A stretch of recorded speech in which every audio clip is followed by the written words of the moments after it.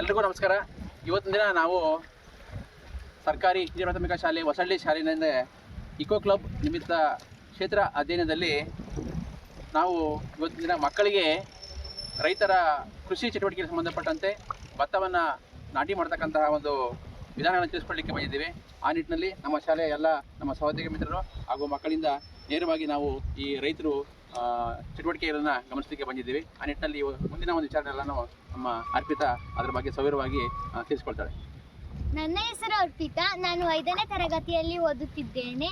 ನಾವು ಈಗ ಕ್ಷೇತ್ರ ಅಧ್ಯಯನ ಭತ್ತ ಬೆಳೆಯುವ ವಿಧಾನದ ಬಗ್ಗೆ ತಿಳಿಸಿಕೊಡುತ್ತೇನೆ. ಎಷ್ಟೋ ಮಕ್ಕಳಿಗೆ ಕಾನ್ವೆಂಟಲ್ಲಿ ಓದುತ್ತಿರುವ ಮಕ್ಕಳಿಗೆ ತಾವು ತಿನ್ನುವ ಊಟವನ್ನು ಬೆಳೆಯುವ ರೈತರ ಹೇಗೆ ಬೆಳೆಯುತ್ತಾರೆ ಎಂದು ತಿಳಿದಿಲ್ಲ. ಆದ್ದರಿಂದ ನಾನು ತಿಳಿಸುತ್ತೇನೆ, ಬನ್ನಿ. ಮೊದಲಿಗೆ ಬಿತ್ತನೆ ಮಾಡುವ ಗದ್ದೆಯಲ್ಲಿ ನಾಟಿ ಹಾಕಲು 2 ರಿಂದ 5 ಇಂಚಿನವರೆಗೆ ಪೈರನ್ನು ಬೆಳೆಸಿರಬೇಕು. ಭತ್ತವನ್ನು ಬೆಳೆಯುವ ಗದ್ದೆಯನ್ನು ಚೆನ್ನಾಗಿ ಹುತ್ತು ನಾಟಿ ಮಾಡಲು ಪೈರನ್ನು ಬೆಳೆಸಿಕೊಂಡಿರಬೇಕು. ಗೊಬ್ಬರ ಹಾಕಿ ಸಿದ್ಧಪಡಿಸಿಕೊಂಡಿರಬೇಕು. ನಾವು 3ನೇ ಹಂತದಲ್ಲಿದ್ದೇವೆ. ನಾವು ಪೈರುಗಳನ್ನು ನಾಟಿ ಮಾಡುತ್ತಿದ್ದೇವೆ. ನಂತರ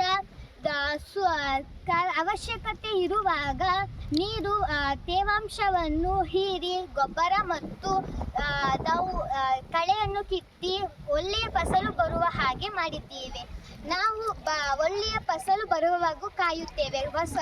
ಒಳ್ಳೆಯ ಫಸಲು ಬಂದ ಮೇಲೆ ಮನೆಗೆ ಭತ್ತವನ್ನು ತೆಗೆದುಕೊಂಡು ಹೋಗಿ ಆಧುನಿಕ ಕೃಷಿಯ ಯಂತ್ರದಿಂದ ಕಟಾವು ಮಾಡಿ ಭತ್ತವನ್ನು ಮನೆಗೆ ತೆಗೆದುಕೊಂಡು ಹೋಗಿ ಅನ್ನ ಮಾಡಿ ತಿನ್ನುತ್ತೇವೆ. ನಾನು ಕೃಷಿಯರಿಗೆ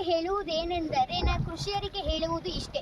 ಎಷ್ಟೋ ರೈತರು ಕೃಷಿ ಮಾಡದೆ ಸಿಟಿಗೆ ಸೇರಿ ಫ್ಯಾಕ್ಟ್ರಿಯಲ್ಲಿ 10,000 15,000ವರೆಗೆ ಬೇರೊಬ್ಬರ ಕೈ ಚಾಚಿ ಕೆಲಸ ಮಾಡುತ್ತಿದ್ದಾರೆ. ಕೃಷಿಗಳು 10 ಜನರಿಗೆ ಅನ್ನ ಹಾಕುತ್ತಾರೆ.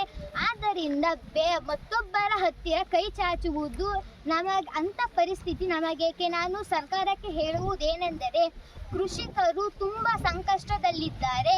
ಒಳ್ಳೆಯ ಬಿತ್ತನೆ ಬೀಜ ಸಿಗುತ್ತಿಲ್ಲ, ಗೊಬ್ಬರ ಸಿಗುತ್ತಿಲ್ಲ, ಹಾಗೂ ಒಳ್ಳೆಯ ಬೆಳೆ ಸಿಗುತ್ತಿಲ್ಲ.